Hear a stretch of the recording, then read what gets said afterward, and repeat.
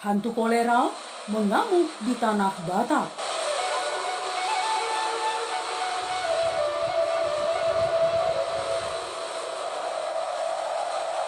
Iya teman, penyakit misterius melanda tanah Batak. Ratusan ribu nyawa melayang karena penyakit ini. Mewabah begitu cepat dan ganas.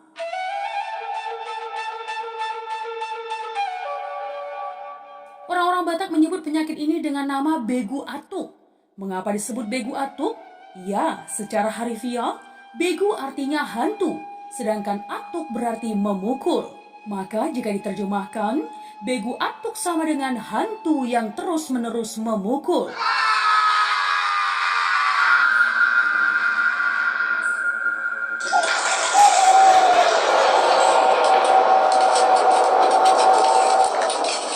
Gejalanya adalah muntah-muntah dan buang air besar yang hebat. Mereka yang mengalami penyakit ini mengalami derita kesakitan, seperti dipukul pada bagian perut. Dalam masyarakat dan hukum adat Batak, menyebut bahwa Begu Atuk adalah sebutan orang Batak untuk penyakit kolera. Ya, setiap tahun menjelang musim kering, tetua adat yang disebut Datu kerap kali memimpin upacara kurban penolak bala akibat wabah Begu Atuk.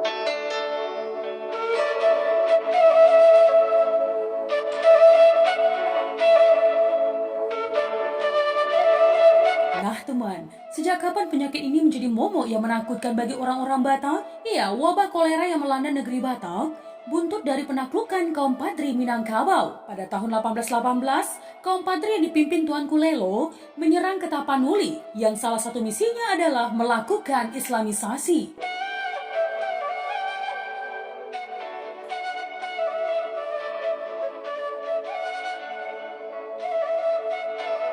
Iya, dalam berbagai pertempuran, pasukan Padri jauh lebih unggul karena telah menggunakan pasukan berkuda yang dapat bergerak cepat. Iya, penyerbuan itu menyebabkan sebanyak 200.000 orang Batak tewas, teman. Betapa banyaknya jenazah dan bangkai manusia yang dibuang pasukan Padri ke Sungai Batang Toru. Iya, padahal Sungai Batang Toru merupakan induk dari beberapa anak sungai dan menjadi sumber air bagi penduduk di Pahae dan Silindung. Akibatnya, teman, sungai tersebut menjadi penyebar penyakit.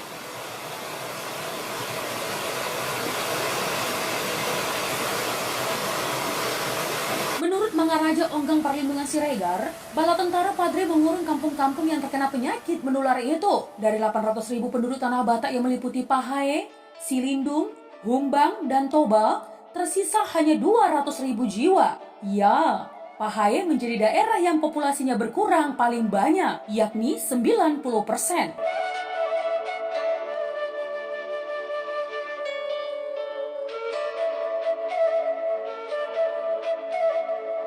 Sesudah tentara Padri 25% membunuh penduduk asli tanah Batak, menyusul pula kolera dan pes yang meminta korban 50% atau dari penduduk tanah Batak yang tersisa. Tinggal hanya 25% saja. Nah teman, penyebaran wabah kolera ternyata jauh lebih berbahaya daripada serangan pasukan Padri. Bukan hanya menulari orang Batak, penyakit Begu Atuk ini pun ikut menyasar bala tentara Padri. Makin lama, penularannya pun kian menggerogoti. Pasukan Padri tidak mampu bertahan lebih lama lagi menghadapi serangan wabah yang mengancam mereka. Satu-satunya jalan menghindari diri dari epidemi yang terus merajalela itu dengan mengundurkan diri. Ya, penyakit tersebut bahkan membuat laju tentara Padri menguasai tanah Batak bagian utara terhenti. Pada 1820, mereka mundur kembali ke Minangkabau.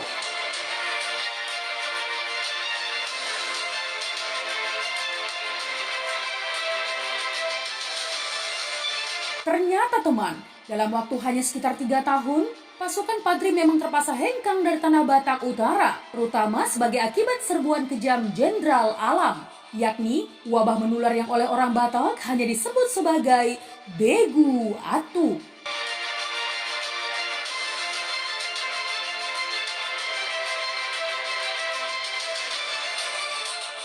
Lebih lanjut teman, penyakit kolera terus bercokol.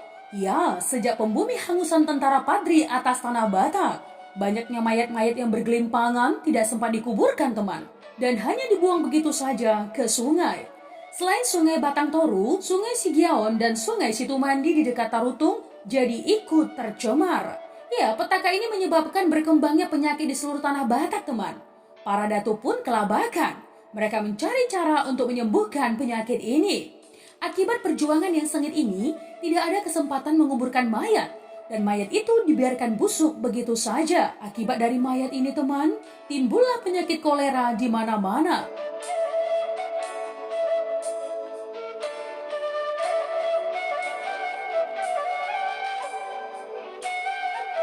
Situasi yang terjadi di Tanah Batak menarik perhatian Sri Thomas Stamford Raffles, Gubernur Jenderal Inggris di Asia. Pada 1823, Raffles mengadakan rapat terbatas teman. Dalam rapat itulah dilakukan pemetaan kawasan.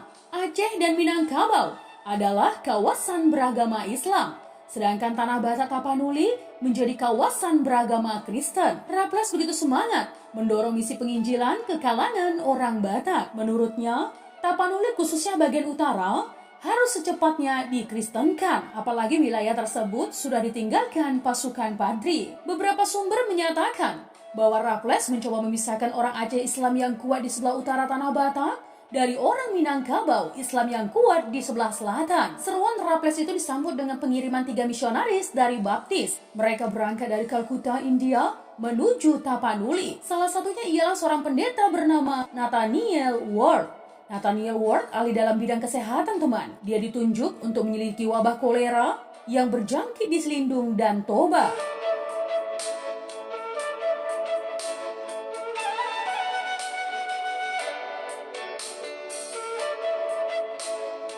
Ya, penyakit inilah yang menggagalkan pengislaman Tanah Batak. Turut bersama Ward dan 2 orang pendeta lainnya, Richard Burton, seorang linguis dan etnolog yang bertugas menerjemahkan Alkitab ke dalam bahasa Batak. Satu lagi teman, Pendeta Evans, seorang guru yang akan mendirikan sekolah-sekolah Kristen di Tapanuli. Dengan demikian, sejak para misionaris itu bergerak di Tanah Batak, dimulailah pemberitaan firman Tuhan di Tanah Batak.